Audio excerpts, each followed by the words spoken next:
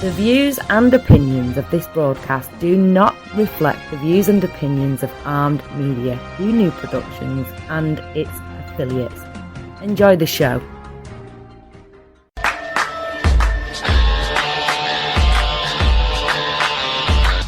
I'm your darkest dream. They call me devil. My heart is empty. They call me devil, and you should be afraid. It's Friday again on Armed Radio, and I'm your host, Kasy, for this week's episode of Betrayal. Now, every week I'm going to be presenting to you guys a new and interesting story of betrayal. So hopefully you guys will like this story, and, it's going to be an interesting one. So please enjoy this episode of Betrayal.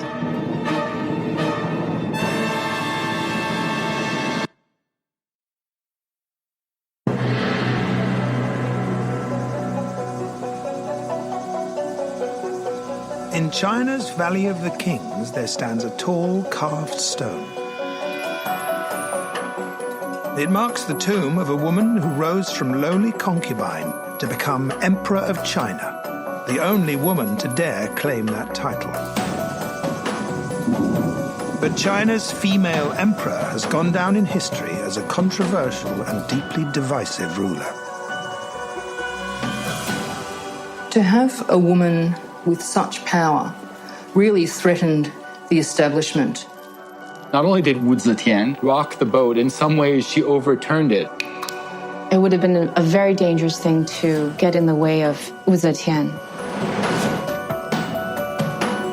Since her death 1,300 years ago, Wu Zetian has been remembered as a callous tyrant who brought calamity to China. But now, extraordinary new discoveries are revealing a very different picture of her reign. From ancient tombstones... I've been waiting since this was excavated. I am ecstatic. ...to Buddhist temples. I honestly wasn't expecting that. That is really exciting. Seeing this with your own eyes is an incredible experience. And lost treasures. It's even more fantastic than I thought it would be. Now, for the first time, experts are discovering how one woman managed to rule all of imperial China. And whether Wu Zetian really was an evil dictator or one of the most misunderstood leaders in history.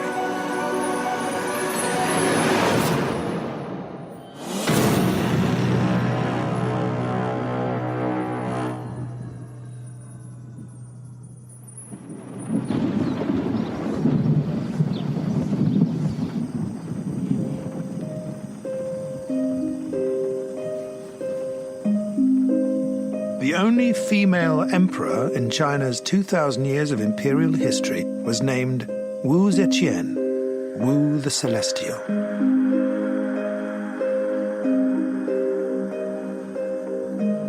She first entered court in 637 AD as a 13-year-old concubine, part of the harem of mistresses serving Emperor Taizong of the Tang dynasty. Tang Taizong had more than 100 concubines. By repute, she was beautiful, she was charming, she was entertaining. She also had a real zest for life. Concubine Wu soon got herself noticed. When she entered the palace, she quickly gained favor of this emperor, and her relationship became closer. With the rise of her influence at court, and she proved to be politically very, very skillful, and she's very shrewd. When the old emperor died, Wu Zetian became at first concubine to his son, Gaozong. Then in 655, he made her his empress. But Emperor Gaozong was a sickly man. And gradually, Wu became the real power behind the throne. until in 690, with her husband dead, Wu Ziqian stepped from the shadows and declared herself emperor. Yet China's ancient chroniclers were scathing in their accounts of her rise to power. History tells us a really dark and bleak picture about Empress Wu. One of the most brutal stories we have is that she killed her own child just to frame the previous empress and gain station at court. We're also told that Wu Zhao had her two rivals' legs and arms cut off and then dipped them in a vat of wine and let them slowly bleed to death. So this paints a picture of a devious, manipulating, calculating, self-serving, and absolutely ruthless virago, hell-bent on power.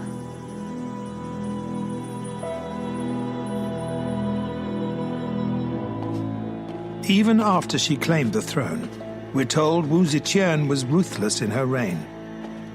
This is the tomb of Wu Zetian's second son, Li Xian. He was a threat to his mother. Li Xian was accused of treason, and he was exiled to the most remote corner of the Chinese Empire, locked in a room and forced to commit suicide by poisoning. So this is a mother killing her own son so that she can hold on to power. Wu Ziqian led China for nearly 50 years. According to legend, she was a tyrant whose reign brought disaster to the empire.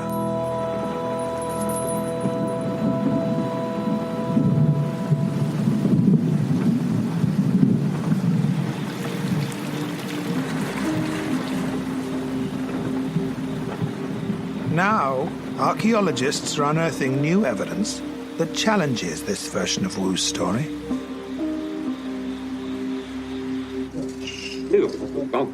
Professor Zhong Jianlin is the world's leading archaeologist of the Tang era.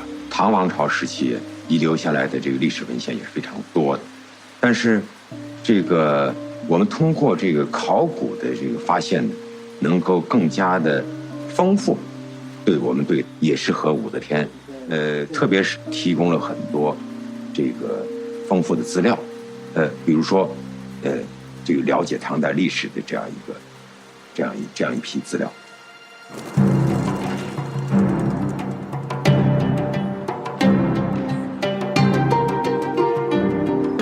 Today, the city of Xi'an has grown to encompass old Chang'an, Wu's capital.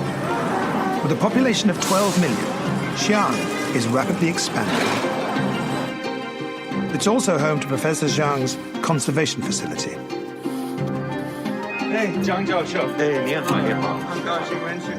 Historian Dr. Harry Rothschild has heard about some intriguing recent finds that date to Wu's reign. Whoa. It's amazing seeing all these Tang artifacts. I've been studying Wu Zhao, Wu Zetian, for 17 years. And finally, here we are at ground zero. You know, you can sense her everywhere here in Chang'an. The figurines show life in Wu's capital. The musicians, traders, and nobles buried with the dead to ensure a comfortable afterlife. But there's also something unexpected here. A first clue to what Wu's China was really like. 看到这个骑马的一位妇女，这也表明了在这个时期啊，妇女在社会上的自由度比较大的一个。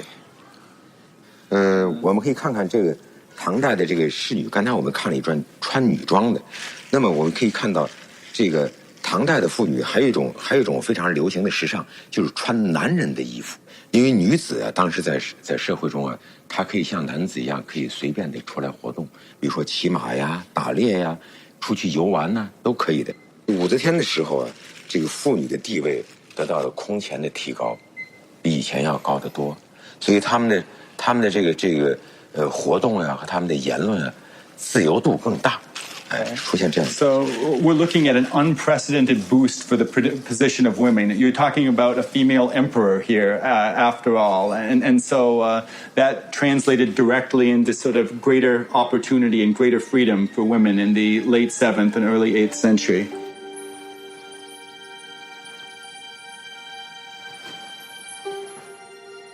It seems like there may be more to Wu Zetian than meets the eye. Ancient chroniclers denigrated her reign. But many recent tomb discoveries, like the women in men's clothing, hint at a rather different story.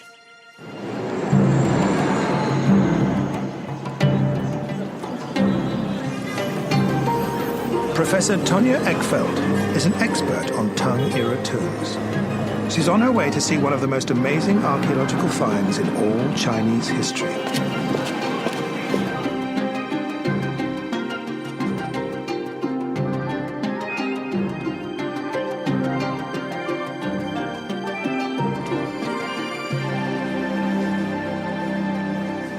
It's amazing. It's even more fantastic than I thought it would be.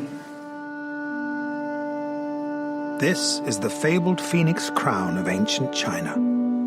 A long-lost treasure from the Tang era, written about in ancient texts but never seen until now.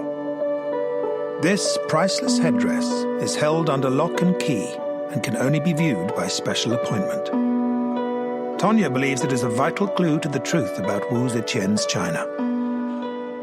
There's an enormous amount to investigate in this piece. Looking closely, the metalwork is filigree and there's a lot of granulation. Granulation consists of tiny little beads of gold. The whole crown is like a peacock displaying its tail. There are very, very fine flowers made of mother of pearl and pearl. There are even fine bunches of grapes made of Chinese glass. So really what we see here is something cosmopolitan and something rich, something fashionable, full of luxury items, not only in the making of it, but also in the imagery involved. Professor Zhang's team found the phoenix crown in a grave that was already an exceptional find, a tomb that had never been raided. Inside was a skeleton, and on the skull, a beehive hairstyle, studded with jewels.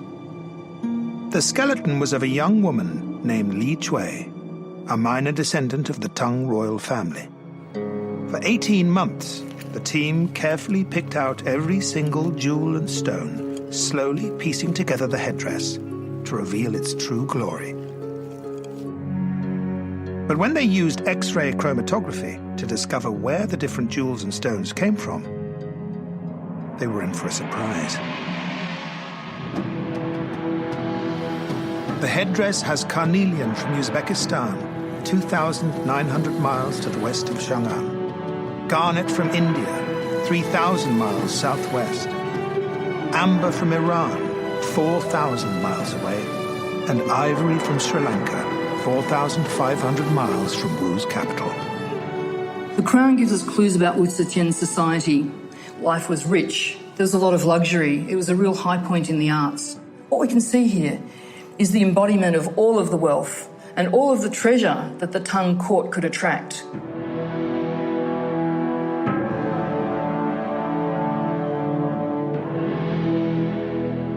Li Chui wasn't even a princess, yet she was buried wearing this priceless headdress. Clear evidence of the extraordinary wealth of China at the time. Her tomb holds one final secret. She was buried with a jade silkworm in her hand. Another clue that reveals Wu's ambitions to make her China the wealthiest empire in the world.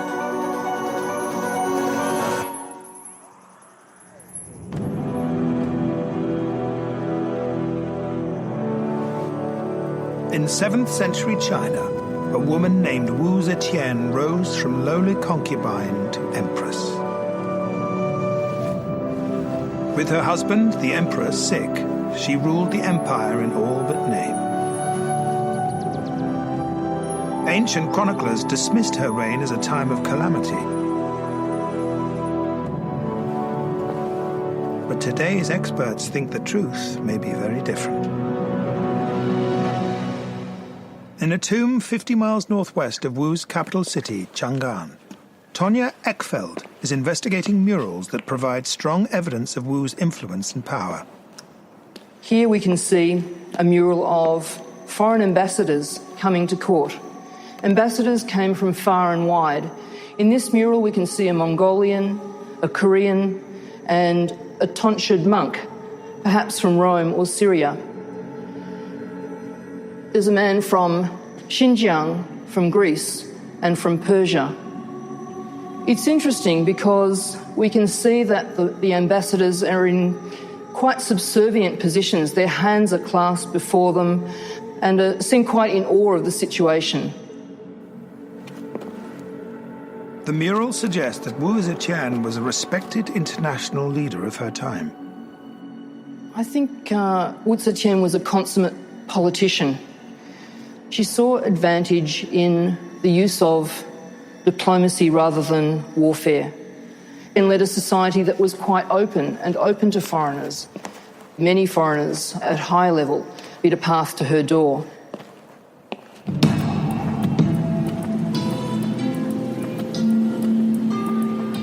Recent research suggests that there were 25,000 foreigners living in Wu's Chang'an. Many were traders, and more than anything, they were after one Chinese product.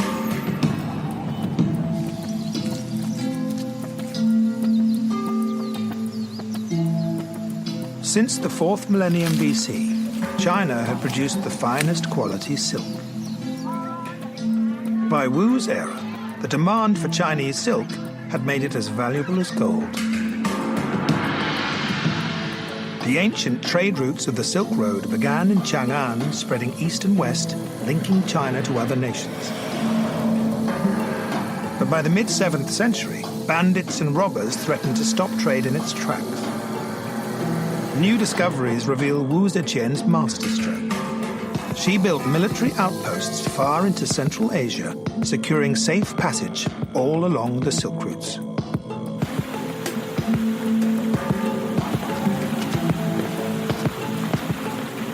Harry Rothschild has come to the very start of the Silk Road in Chang'an to find the latest archaeological evidence of trade in Wu's capital.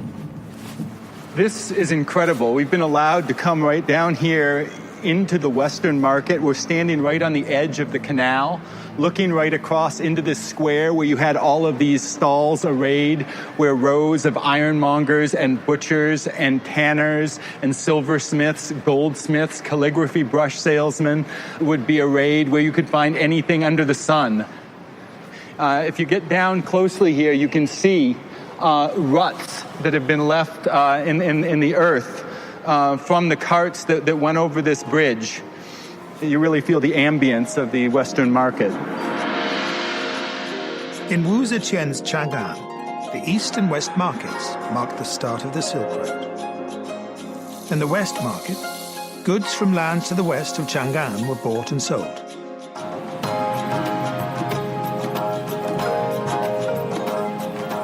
Silk Road trade not only made Wu's empire wealthy, it brought so many foreigners to China that her capital became one of the first truly cosmopolitan cities in the world. People from all across the world traveled to Chang'an, and many chose to stay. And this multicultural influence can still be felt in present-day Xi'an. We are walking along the Hui Street, the Chinese Muslim street, in the very heart of Old Tang Chang'an. It is bustling, it is vibrant, it is full of energy, as you see by the milling bustle going on behind me now. I think these are sugared figs or dried figs here. These came from along the Silk Road from Persia. So this is a kind of wheat kernel candy, and he's pulling this taffy. And then afterwards, they'll take the taffy and they'll roll it out with pumpkin seeds or with sesame seeds, and then turn it into this hard candy. The sesame came from Persia and the Middle East along the Silk Road. So this is sort of the fruit of something that was trafficked 1,300 years ago during Wu Zetian's time. Good. Not bad. It is good. I think in terms of the multiculturalism, the vibrance, the bustle, the energy, just the constant commercial buzz, you have a great sense of what was going on during the time.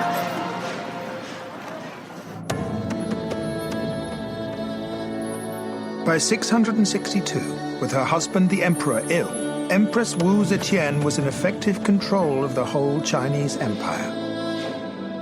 Trade had brought wealth and luxury, evident from the valuable artifacts that have been found, and Wu wanted to flaunt this to the rest of the world.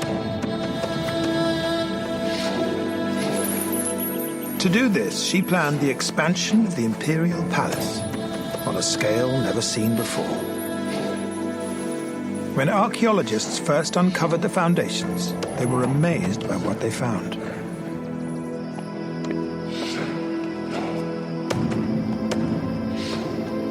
This is one of the huge gated entrances, rebuilt to scale on those very foundations. This is Danfeng Gate, the southern gate of Daming Palace. Just looking up at it, it conjures a sense of awe. For me, it's a statement. It provides a sense of imperial grandeur. It makes anyone sort of standing before the gate feel a sense of their own smallness and insignificance. Wu Zetian's Daming Palace was the largest in the world. Completed in just 3 years, the scale of the complex outshone anything anyone had ever seen. Look at the size of Daming Palace. This is twice as big as old Pompeii. It's 5 times bigger than the Forbidden City of the Ming and Qing dynasty emperors. It's 22 times the size of the Acropolis. The scope, the grandeur, it's absolutely staggering. You can read about it, but you don't really appreciate that magnitude until you step out on this balcony and you look out at this vista. There are archery grounds, there are polo grounds, cockfighting arenas, places for drama troupes to practice, and that's just the beginning. There are 3 or 4 more palaces beyond that. Emissaries coming from foreign countries would come in with their jaws dropping, with just a sort of starry-eyed wonder, and they would feel like they were looking at a celestial world, a paradise on earth. I do think it was about imposing her power with the majesty and size of Daming Palace. But Harry thinks this place is unusual in more than just its extreme size. Chang'an, when it was first designed, was a model of perfect imperial symmetry. The old imperial palace was in the north-central position within the Tang capital, Chang'an. This new Daming Palace was outside of the city walls altogether. It's very unusual to build a palace outside of this usual model of imperial symmetry. There's one good reason. For 12 years, Wu Zhao had languished in the old imperial palace. For her, this was a chance to get a new start, to distance herself from her lowly and obscure past as a 5th-ranked talent. Here, where you have this stunning new imperial grandeur, was an opportunity to sort of reinvent herself.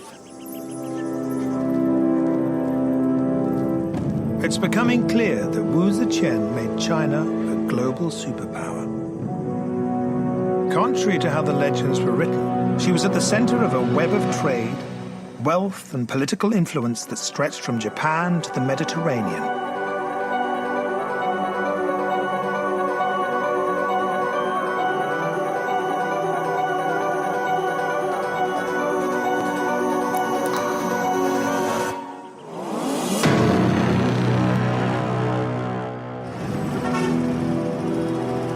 In the 7th century, Wu Zetian's capital city, Chang'an, was in a class of its own. So Chang'an during Wu Zetian's time would have been an absolutely massive city. There's supposed to be almost 1 million people living within the city walls and another 1 million outside, which just outclasses anything else in the world at that time.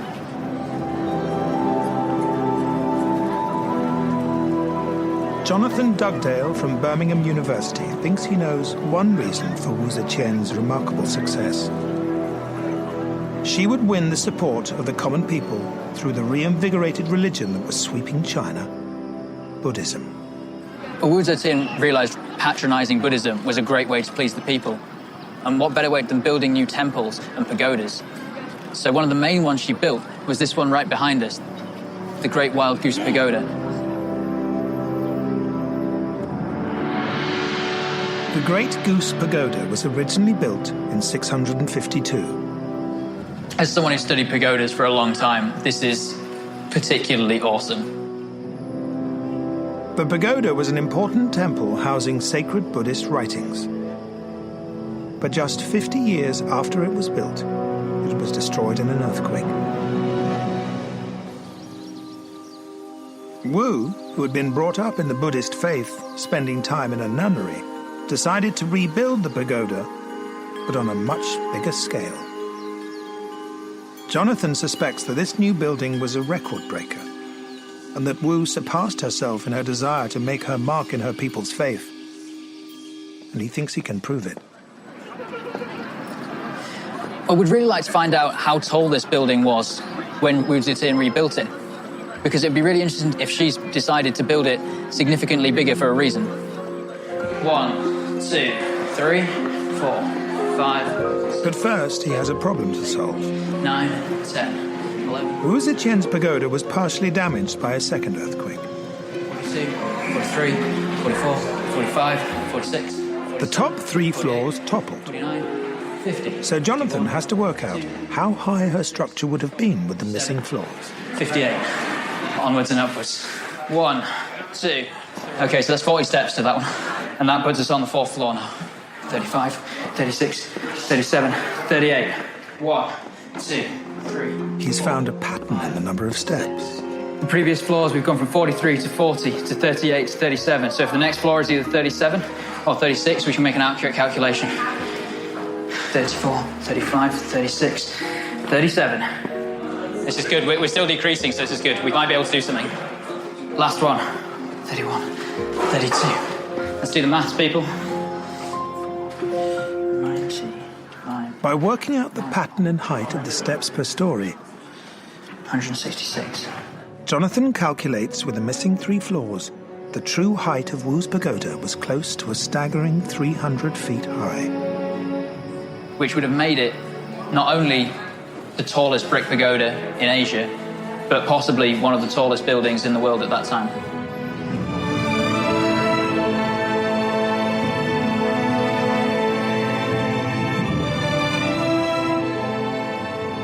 It would have been like nothing else that anyone had seen before. In the cityscape now, it still looks impressive, but in those days it would have soared above absolutely everything else in the city. Wu built this record-breaking structure as a statement, targeted directly at her people. There's so many different things she stands to gain from building a massive pagoda in such a visual space like this. The majority of the population of Chang'an at this time are Buddhist, and they will see that she is supporting Buddhism, she's supporting their religion.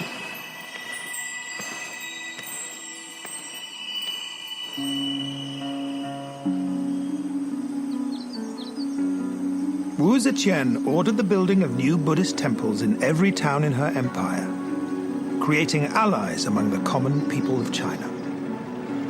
And she didn't stop there. 250 miles east of Chang'an in Hunan province are the Lungmen Grotto Caves. Historian Lu Yang thinks they may be key to understanding Wu's power. This is a sacred place for Buddhist religion, and pilgrims have been coming here for centuries. But I have been told there is a connection that links Empress Wu directly to that faith.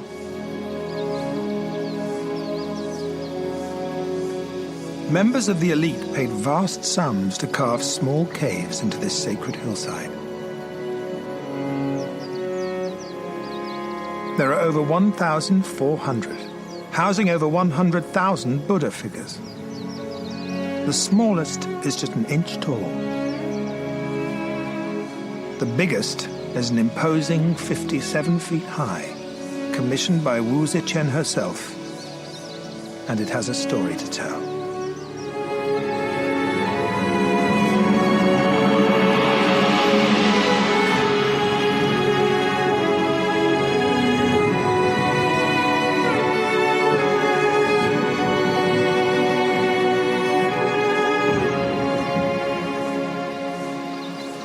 Wow, isn't this impressive? What a view. It is gigantic. The official name of this Buddha is Vairocana, which is the radiant Buddha of a great sun. This is basically a universal Buddha, symbolize the power and dominance of this religion. Wu Zetian wanted to put herself at the heart of Buddhism in the eyes of her people. To do this, it's possible she took one audacious step and ordered the statue to be carved in her own image. The legend says that this statue actually is modeled on her face. She wants to make this a statement of her power. This will give her more credibility because this is the age of Buddhism and there's a massive follower of this particular religion. And by creating this temple, she basically put herself on the center stage of not just religious action, but also the society in general. You know, seeing this with your own eyes is an incredible experience. This is so impressive to me, and I think she got what she wanted.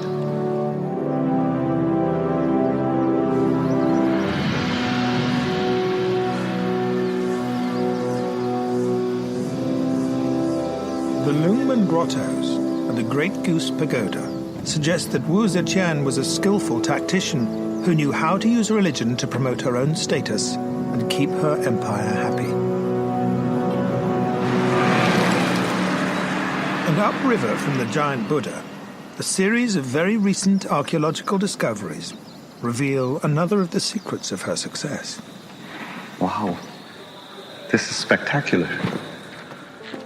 Here in Luoyang, Professor Wang Ju and his team have been excavating giant granaries designed for storing rice. 这个是目前发现最大的那个仓。不是，这个是比较小的。比较小的。Inscriptions enable the team to date each granary precisely. 我看那个这个砖，就是那个上面有明砖，记录上面的年号，很多都是武则天时代的。对对，这个就是武则天时代的这个同天2年的这个明砖，这个仓叫仓城最盛的时期，就是它最鼎盛时期就是武则天。就是武则天。武则天包括玄宗时期。Wu Zetian ordered rice from eastern China to be brought here by canal, stockpiled in these vast grain stores, then redistributed in times of need. 谭家仓当时武后，他的首都就建在洛阳。当时他称帝了以后，他改国号为周了，大周，所以说这个就是他首都的地方。他这个粮仓当时全国是最重要的一个粮仓，包括长安，长安的粮食全靠在这个粮仓往那边转。During the early 7th century, China suffered prolonged droughts, leading to famines. But under Wu Zetian, improvements to the rice store's design were to prove invaluable. 他有一套，因为他这个防潮技术，他这个就是结合古人的这个一直沿用的这个技术，他在这个时期他已经隋代的粮食，他一直在这个仓窖里头放到唐代，还有遗存，说明他这个储粮技术非常的先进，能存几年是几年，那都没问题。一共有多少那个仓窖？现在我们确定的现在有287个，但是就是根据它这边没钻探的，大致应该有500-600个。就是刚才那个文献记载，就通典里头有个文献记载，当时全国的那个总储量，就国家的这个粮仓的总储量，一共是1260多万担。Wow, the massive scale of this granary really testify the power and the capability of Empress Wu's regime, and she is a very capable ruler. The grain kept here can last for many years. So this is not just contributed to the stability of her regime, but also for the future of Tang Dynasty as well. Archaeology is revealing that Wu Zetian was an efficient administrator who ensured her people and her soldiers were always fed.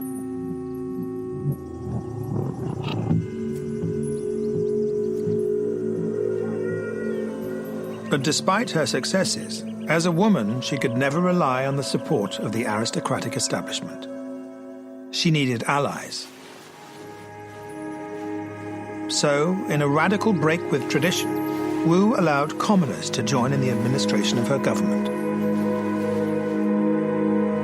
She encouraged women to be entrepreneurs and permitted Chinese women to divorce and marry freely for the first time. And in a moment of breathtaking audacity, she even appointed a female prime minister by the name of Shang Guangguanar.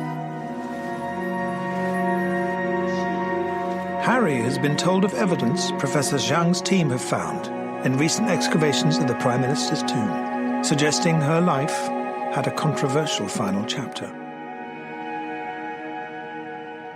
This is Shang Guangguanar's epitaph. I've been waiting since September of 2013 when this was excavated for a chance to actually see this in person, and it's finally happening today, so I am ecstatic. 那么还要介绍他死亡的原因和死亡的年龄也要做介绍。This says she had 47 springs and autumns at the time of her death. 就是那个她年龄的死去的时候。对，死去的时候。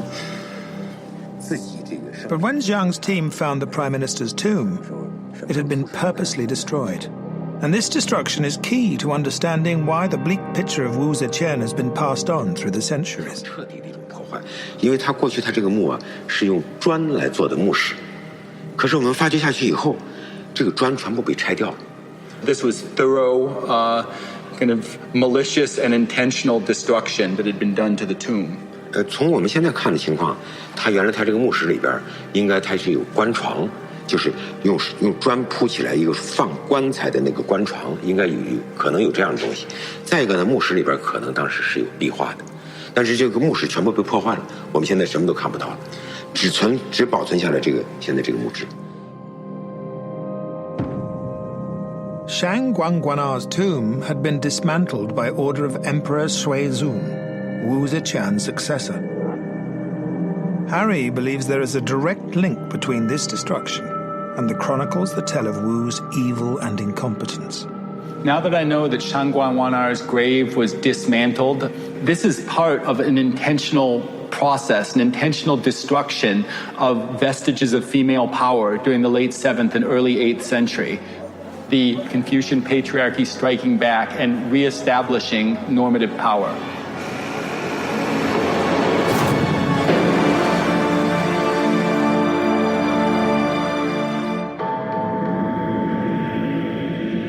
By 690 AD, Wu Zetian had ascended the throne to become the first female emperor ever to rule the Chinese Empire. But her opponents were determined to unseat her. She had annihilated many, many of her enemies. But where there's power, there are always rivals, and there's always a contest. Although there is clearly more to Wu Zetian than the ancient writers led us to believe, it has also emerged that some of the tales of her callousness were not just propaganda. Art historian Dr. Jenny Liu has discovered new texts in the tomb of Wu's great-granddaughter, Princess Yongtai, that suggest even blood knew no mercy. I've studied other princess epitaphs as well, and this is a passage here which I've never seen. You have the character for anger, okay? And anger at the two boys and their secret medicine. So this passage tells you what happened to Princess Yongtai. These are characters that are usually used for the miscarriage or the loss of a child. And it is the Zhang brothers' secret medicine or poison that made her miscarriage, leading to her death. This refers to Wu Zetian because it's very possible that she was the instigator of the poison. The Zhang brothers were very close to her, and they did her bidding. And she was known to have pitted people against each other in court, and she would cause one to poison or kill the other. And she did this with officials, and now it seems maybe she did it with her relations, her kin. And what's the motive? Why? Why does she want the princess dead? She was bearing the child of two of the strongest clans in contention for the throne. And it might be possible that she did not want this child to be born, no matter the gender. It would have been a very dangerous thing to get in the way of Wu Zetian.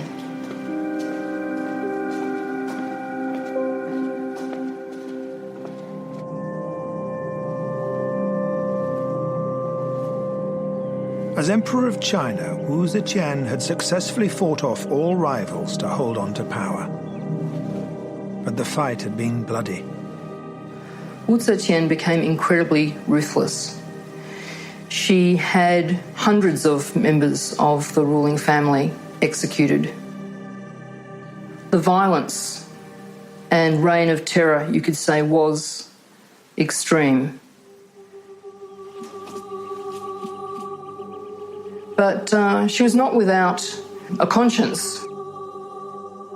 She was very troubled by what she'd done.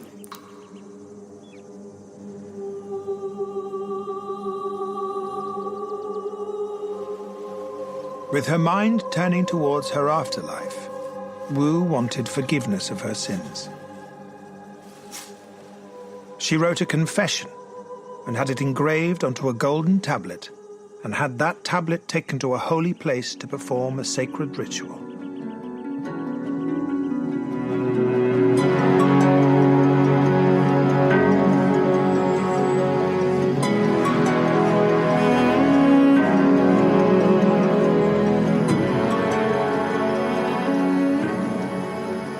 So here we are on Mount Song. It's the central of the 5 sacred peaks of ancient China. And it became a very important place in Wu Zetian's later life. In the year 700, Wu Zetian came to this mountain. She had a golden tablet made on which she inscribed her sins, which was then cast down the mountain as a form of absolution. And we know precisely what that gold tablet said, because nearly 1,300 years later, a farmer found it lying in the earth on the mountain slopes.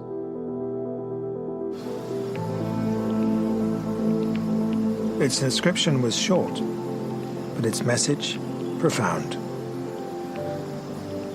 It said, "The ruler Wu Jiao admires the true Tao with its long-lived immortal spirits. Her servant has been commissioned to go reverently to the pinnacle of the central peak of Mount Song and cast the golden tally that might expiate her sinful nature." What you can tell by the fact she's throwing away this tablet in such a visible fashion is that she's really trying to demonstrate to other people that she was repentant. It's a very visible ceremonial thing. It's saying, I have sinned and I wish to be absolved of these sins. And whether she actually believed that was the case or not, I think is less important than the impression it would create to other people.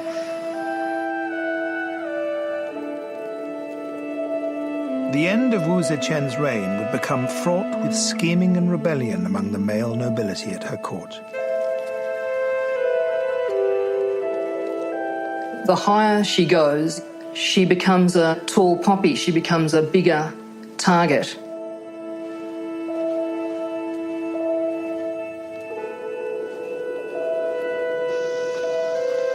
Jonathan has come to a remote location in the foothills of Mount Sung that Wu retreated to in her last years. It's awesome. I've wanted to come here for a long time. This is quite special.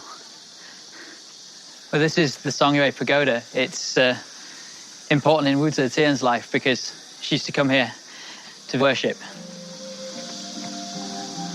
It's 1,500 years old. Not only is it still standing, it still looks pretty good.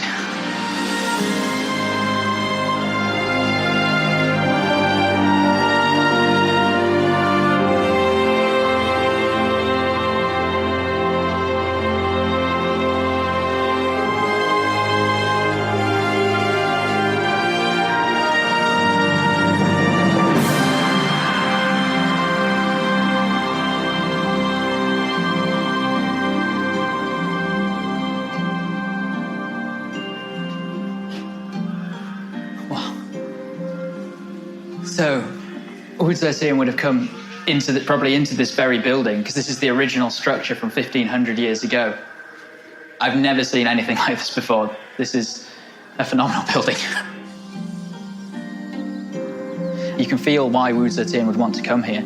I mean, Chang'an at this time is politically very difficult, and she wants to come here to just escape all that. It's a place of safety and refuge.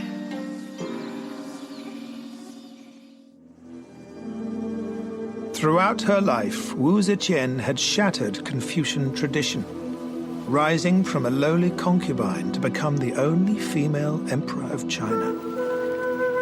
She had achieved much. She made China a better place for women, the empire wealthy and peaceful, her capital city vibrant and cosmopolitan, and her population fed and free to practice their religions. But the male establishment was closing in, and the Shi emperor was too old to fight back. When Wu Zetian's rule came to an end, she was 80. In effect, she wasn't usurped. She abdicated. So she was still maintaining her own sense of control.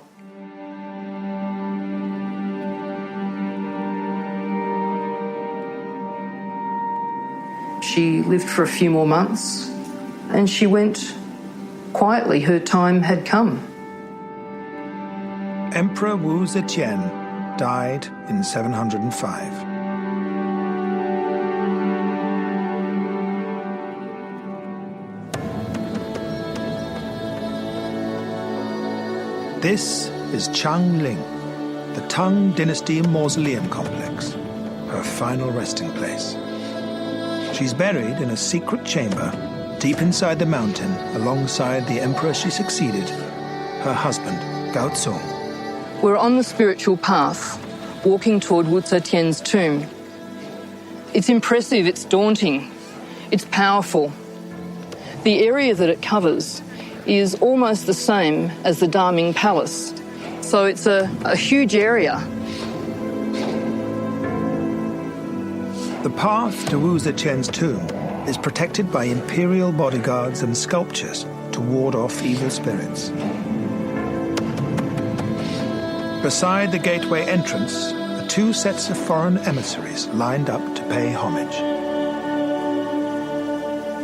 Being here is a really awesome experience. It's so impressive. Wu Zetian may have held power for more than half a century, but in this place, really, her spirit and her sense of majesty and authority and power has lived on for many centuries.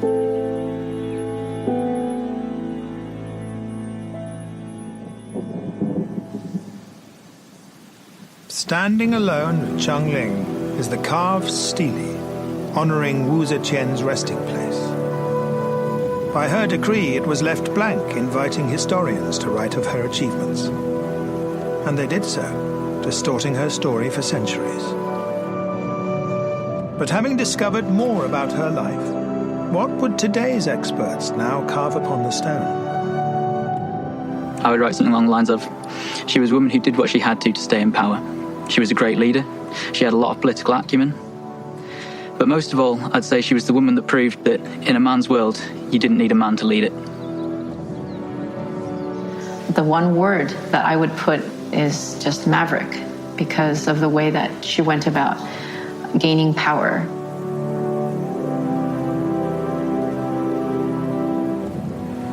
I'd write nothing.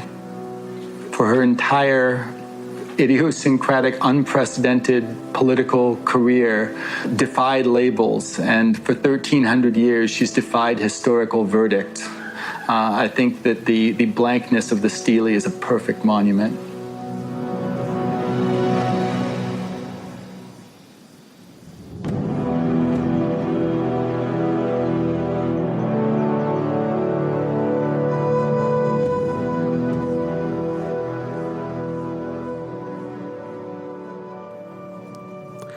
Well, that was an interesting show and everything. So tell me what you thought of it. Yeah, very interesting episode of Betrayal. Well, that is our show for today. And We will be back next week, same time, same channel, for another episode of Betrayal on Armed Radio. So in the meantime, you guys, be safe out there. And thank you so much to all of our first responders, doctors, nurses, warehouse workers, grocery workers, delivery service people, armed forces. You guys are rock stars. Try and keep your, thoughts positive during this trying time, and things will get better, you guys. It will get better. We have to believe that. And we have to just continue just to be safe, and it will get better. I'm sure that when the plague was around and cholera and the Spanish flu and, all those things, I'm sure that people thought it was the end of the world. Heck, when 9/11 happened, we thought it was the end of the world. But, it took us a long time, but we got through it. We passed the plague. We passed the cholera. We have passed the Spanish flu. We will get through this.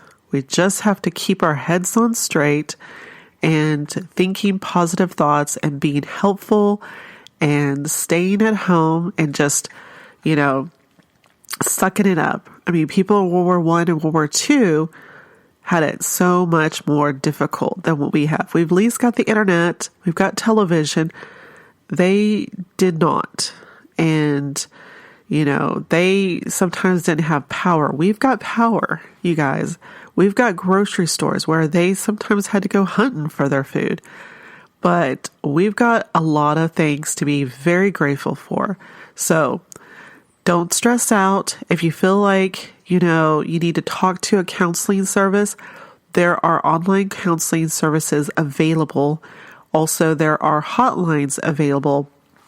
Please use those and, talk to somebody.